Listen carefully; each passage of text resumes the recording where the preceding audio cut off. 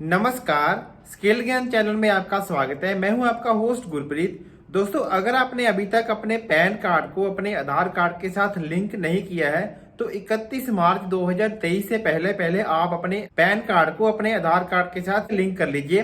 क्योंकि अगर आप किसी भी सरकारी योजना का लाभ लेना चाहते हैं या फिर आप किसी भी तरह की फाइनेंशियल ट्रांजैक्शन करना चाहते हैं और आप चाहते हैं कि आपकी जो बैंक की ट्रांजैक्शन है वो स्मूथली चलती रहे, तो आपको ये लिंक करना मैंडेटरी हो गया है 31 मार्च 2023 से पहले पहले। और यहाँ पर मैं आपको एक जरूरी बात बता दूं कि जून 2022 से पहले इसकी जो फीस थी वो थी 500 रुपया, लेकिन अब जो इसकी फीस हो चुकी है वो है 1000 रुपया।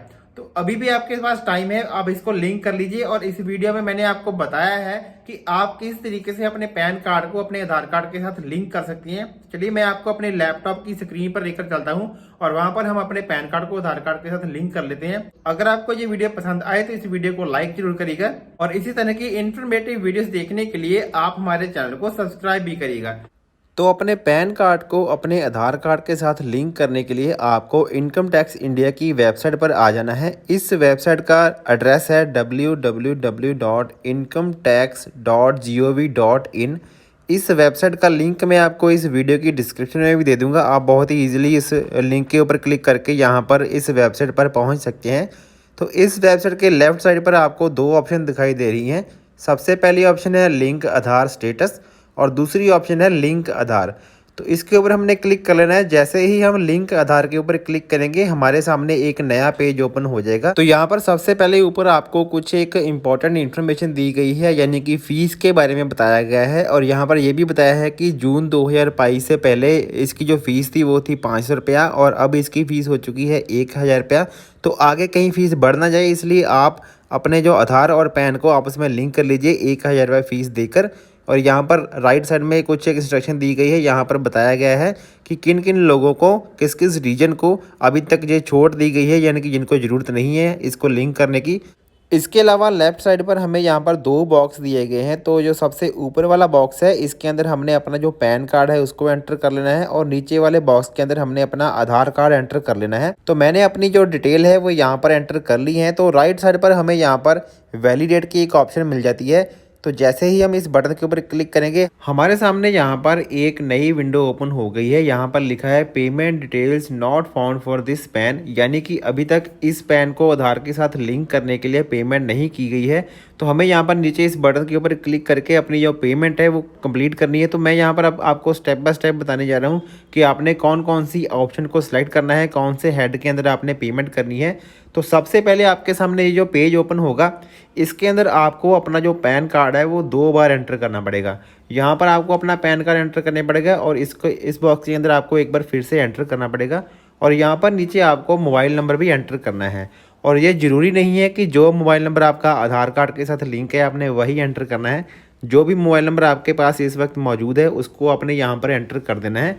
तो चलिए यहाँ पर मैं अपनी जो डिटेल है उसको एंटर कर लेता हूँ और उसके बाद हम नीचे स्क्रॉल करके जो नेक्स्ट बटन है उसके ऊपर क्लिक कर देंगे। तो अपनी डिटेल एंटर करने के बाद यहाँ पर नीचे हम कंटिन्यू बटन के ऊपर क्लिक कर देंगे। तो जैसे ही कंटिन्यू बटन पर क्लिक करेंगे आपने जो मोबाइल नंबर यहाँ पर दिया होगा उसके ऊपर आपको एक 1 टाइम पासवर्ड मैसेज सेंड किया गया होगा, उसको आपने यहाँ पर एंटर कर लेना है। तो चलिए मुझे मैसेज मिल गया है, उसको मैं यहाँ पर एंटर कर लेता हूँ।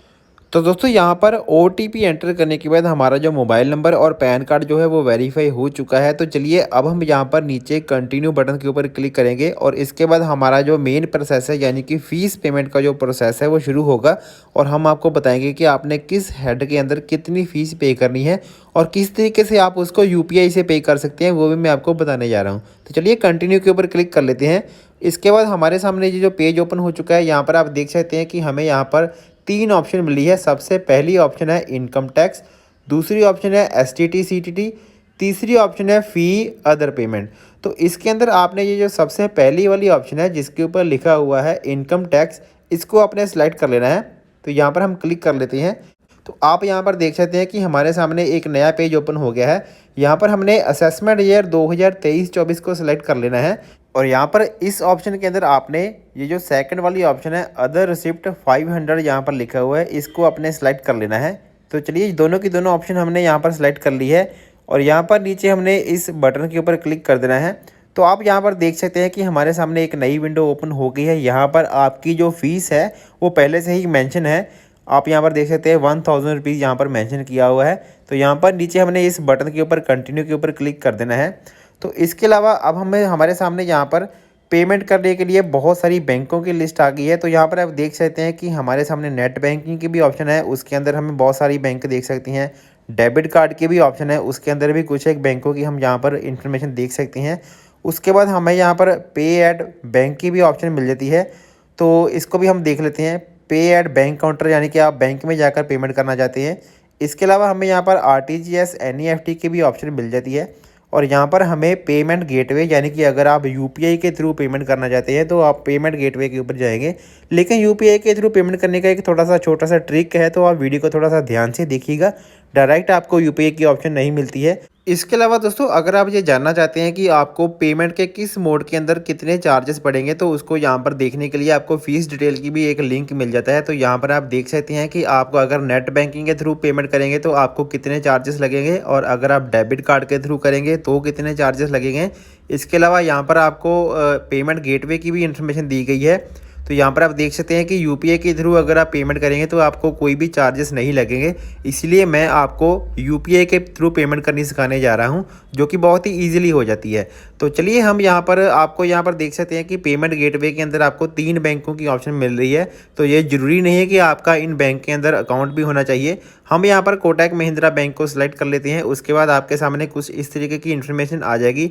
आप देख सकते हैं कि हमारी ये जो पेमेंट की डिटेल है वो सारी की सारी एक बार हम चेक कर सकते हैं, और 1000 रुपये अपनी फ़ीस उसको भी देख सकते हैं। इसके बाद पे नाउ के ऊपर क्लिक कर देना है। यहाँ पर कुछ एक टर्म एंड कंडीशन है, इसको यहाँ पर एक्सेप्ट कर लेना है और इस बटन के ऊपर क्लिक कर लेना है। तो चलिए हम अब पेमेंट वाला पेज है उसके ऊपर हम पहुँच जाएंगे। तो इसके बाद हमने UPI के थ्रू पेमेंट कैसे करनी है, तो यहाँ पर आप देख सकते हैं कि हमारे सामने कोटक महिंद्रा का जो पेज है उसके ऊपर हम पहुँच गए। लेकिन हमने यहाँ पर अपनी डिटेल यहाँ पर नहीं एंटर करनी है। यहाँ पर हमने यहाँ पर नीचे इस बटन के ऊपर क्लिक कर देना है। तो चलिए हम यहाँ पर जैसे ही मैंने इस बटन के ऊपर क्लिक किया, हमारे सामने यहाँ पर आपको UPI की ऑप्शन मिल जाती है। यहाँ पर आपको डेबिट कार्ड, क्रेडिट कार्ड इसकी भी ऑप्शन मिल जाती है। लेकिन हम यहाँ पर क्लिक करेंगे UPI के ऊपर। तो जैसे ही हम UPI के ऊपर क्लिक करेंगे हमारे सामने अलग अलग जो UPI इंटरफेस है उनकी ऑप्शन आ जाती है। तो मैं क्योंकि गूगल पे यूज़ करता हूँ तो मैं गूगल पे का यहाँ पर क्लिक कर दूँगा।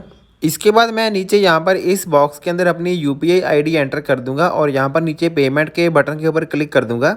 तो दोस्तों जैसे ही आप मेक पेमेंट बटन के ऊपर क्लिक करेंगे आपको 5 मिनट का टाइम दिया जाएगा। आप अपनी जो UPI ID है उसको उस ऐप को ओपन करिए और वहां पर जाकर पेमेंट कर दीजिए। तो चलिए मैं अपनी जो UPI ऐप है उसको ओपन करके वहां पर पेमेंट कर देता हूं। तो दोस्तों हमारी जो पेमेंट है वो सक्सेसफुल हो चुकी है। और अपनी अगर पेमेंट रिसिप्ट को आप डाउनलोड करना चाहते हैं तो यहाँ पर नीचे आपको डाउनलोड का एक बटन दिया गया है, इसके ऊपर क्लिक करके आप अपनी पेमेंट रिसिप्ट को डाउनलोड कर सकते हैं।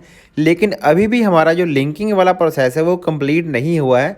तो पेमेंट करने के बाद आपने 30 से 35 मिनट तक वेट करनी है और एक बार फिर से आपने इनकम टैक्स इंडिया की वेबसाइट पर आना है और अपने होम बटन के ऊपर क्लिक कर देना है। तो जैसे ही आप होम बटन के ऊपर क्लिक करेंगे और फिर से आप लिंक आधार के ऊपर क्लिक करेंगे तो आप फिर से एक बार उसी पेज पर आ जाएंगे जहाँ से हमने शुरुआत की थी। तो यहाँ पर आपको अपना जो पैन कार्ड है और आधार कार्ड है एक बार फिर से एंटर करना है। तो चलिए मैं यहाँ पर अपनी डिटेल है यहाँ पर एंटर कर लेता हूँ और अब मैं आपको बताऊँगा कि आपका पैन कार्ड आपके आधार कार्ड के साथ कैसे लिंक होगा। तो अपने पैन कार्ड और आधार कार्ड की डिटेल एंटर करने के बाद यहाँ पर आपने वैलिडेट बटन के ऊपर जैसे ही क्लिक करेंगे आपके सामने एक नई विंडो ओपन होगी। यहाँ पर लिखा हुआ है कि आपकी ये जो फीस की डिटेल है वो वेरीफाई हो चुकी है और यहाँ पर आप अपने नीचे फीस की जो डिटेल है उसको देख भी सकते हैं। उसके बाद यहाँ पर इस बटन के ऊपर अपने क्लिक कर देना है। तो जैसे ही आप कंटिन्यू बटन के ऊपर क्लिक करेंगे आपके सामने एक नया पेज ओपन हो चुका है। तो इस पेज के अंदर हमने अपनी जो आधार कार्ड की डिटेल है उसको एंटर कर लेना है। तो सबसे पहले तो आपने इस बॉक्स के अंदर जहाँ पर लिखा है नेम एज पर आधार, यानी कि आपके आधार कार्ड के ऊपर किस तरीके से आपका जो भी नाम लिखा है उसको आपने यहाँ पर टाइप कर देना है। और दूसरा बॉक्स जिसके अंदर लिखा है मोबाइल नंबर, आपने यहाँ पर मोबाइल नंबर एंटर कर देना है। और ये ज़रूरी नहीं है कि आपका ये जो मोबाइल नंबर यहाँ पर जो एंटर करने जा रहे हैं वो आधार के साथ लिंक हो। तो आपके पास जो भी मोबाइल नंबर इस टाइम पर मौजूद है उसको आपने यहाँ पर एंटर कर देना है। इसके बाद नीचे यहाँ पर 2 चेक बॉक्स दिए गए हैं। सबसे पहले चेक बॉक्स में लिखा है I have only year of birth in Aadhaar card, यानी कि अगर आपके आधार कार्ड के ऊपर सिर्फ बर्थ का ईयर लिखा है तो आपने पहले चेक बॉक्स को क्लिक कर देना है। लेकिन अगर आपकी जो डेट ऑफ बर्थ है वो फुल लिखी है तो इस चेक बॉक्स को आपने क्लिक नहीं करना है। सेकंड जो चेक बॉक्स है इसके ऊपर आपने क्लिक करना ही है। यहाँ पर लिखा है I agree to validate my Aadhaar detail. उसके बाद यहाँ पर लिंक आधार के ऊपर बटन के ऊपर क्लिक कर देना है। तो चलिए मैं यहाँ पर अपना नेम एंटर कर लेता हूँ। तो अपनी डिटेल एंटर करने के बाद आपने लिंक आधार बटन के ऊपर क्लिक कर लेना है और आपका जो मोबाइल नंबर आपने यहाँ पर दिया होगा उसके ऊपर आपको एक one time password message send किया है, उसको आपने यहाँ पर एंटर कर लेना है। तो जैसे ही आप उस वन टाइम पासवर्ड मैसेज को एंटर कर लेंगे उसके बाद यहाँ पर नीचे आपने इस बटन के ऊपर क्लिक कर लेना है। तो जैसे ही आप इस बटन के ऊपर क्लिक करेंगे आपके सामने एक मैसेज आ गया है। यहाँ पर लिखा है your request for Aadhaar PAN linking has been send to UIDAI for validation. तो आप कुछ दिन के बाद अपना जो स्टेटस है दोबारा से आप यहाँ पर आकर चेक कर लीजिएगा। तो इस सारे प्रोसेस को फॉलो करने के बाद आपका जो पैन कार्ड है आपके आधार कार्ड के साथ लिंक हो जाएगा।